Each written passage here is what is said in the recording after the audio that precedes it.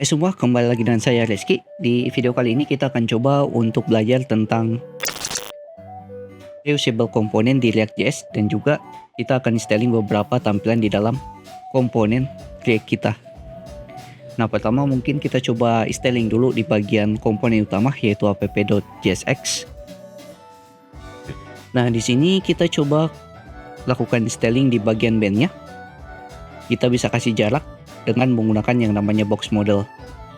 Nah, untuk penjelasan box model lebih dalamnya, teman-teman bisa cek saja di playlist bagian CSS, yaitu pembahasan tentang box model, penggunaan margin, padding, dan juga border. Nah, di sini pertama kita buat saja dulu di bagian kelasnya. Di bagian main kita lakukan styling. Kita buat mx auto, yaitu untuk membuat bagian mainnya ini rata tengah. Kemudian kasih jarak atas dan bawah my 10. Kemudian max width yaitu 6xl. Kemudian kasih px, ini jarak di dalam elemennya, kiri dan kanan 20 yaitu 80 pixel untuk padding kiri dan kanan. Kemudian py, padding atas dan bawah kita kasih juga 20, yaitu padding top dan juga padding buttonnya yang nilainya 80 pixel. Dan kita kasih background bg slide 50 untuk backgroundnya, yaitu warna abu-abu. Kita jalankan aplikasi seperti biasa di terminal npm run dev.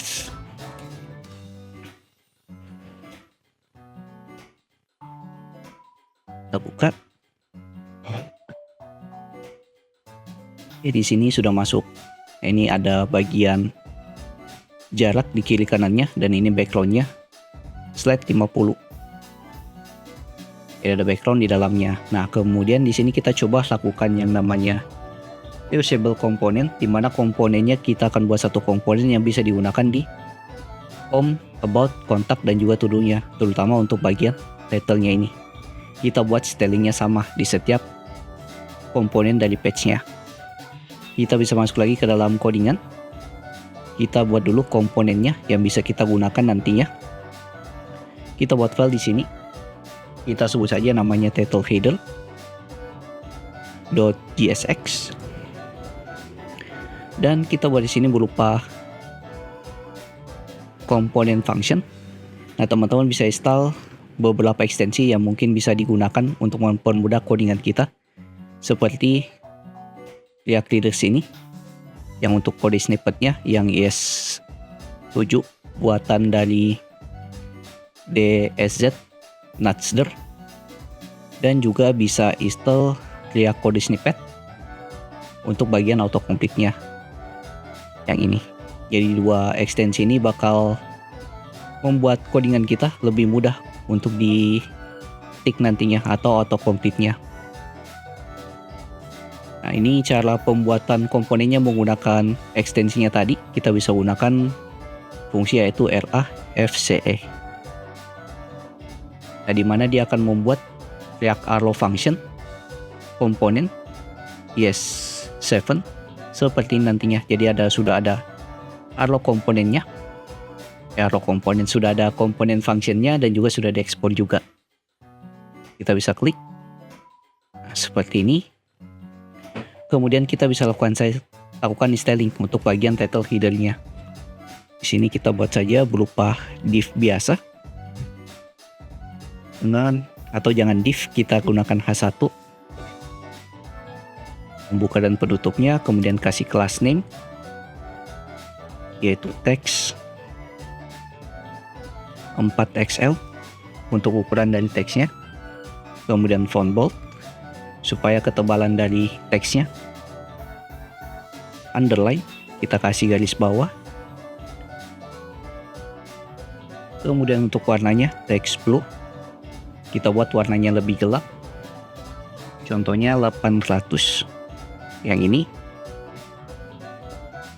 Kemudian kita kasih margin bawah MB 5 contohnya, yaitu 20 pixel. Dan isi dari headernya ini kita gunakan props untuk melempar nilainya. Nah, kita sebut saja nanti akan kita lempar namanya itu title, yang akan tampil di bagian H1-nya ini. Title. Seperti ini. Nah, selanjutnya kita coba jalankan komponennya ini di fungsi fetch bagian home-nya dulu, yaitu home view.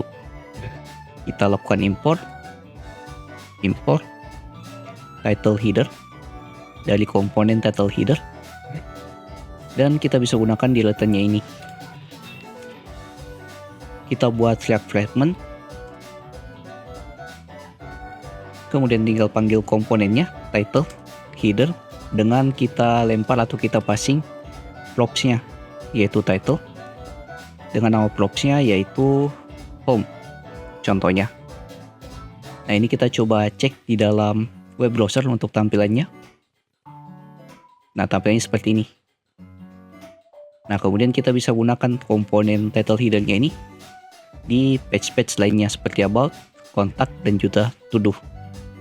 Kita bisa masuk lagi ke dalam codingan. Kita buka untuk kontaknya.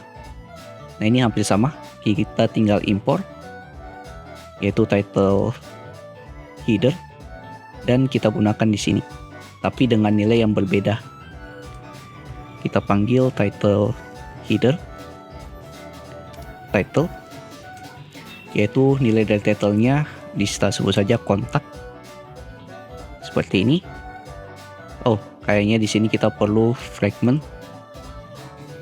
karena nanti ada lebih dari satu komponen di dalam kontaknya ini. Begitupun juga dengan home.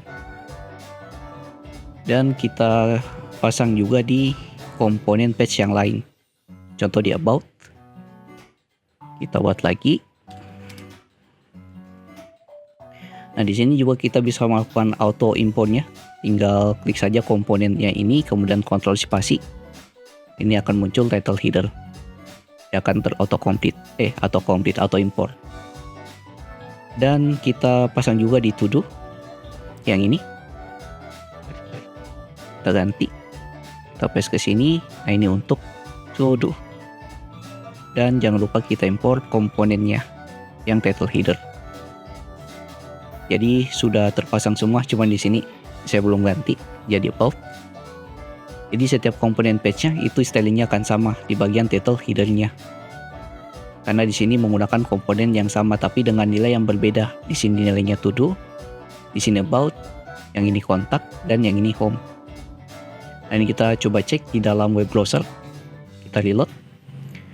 Nah, di sini kalau kita mengarah ke halaman home, nah ini home dengan styling yang sama dengan halaman about, kontak, dan juga to do di setiap halamannya.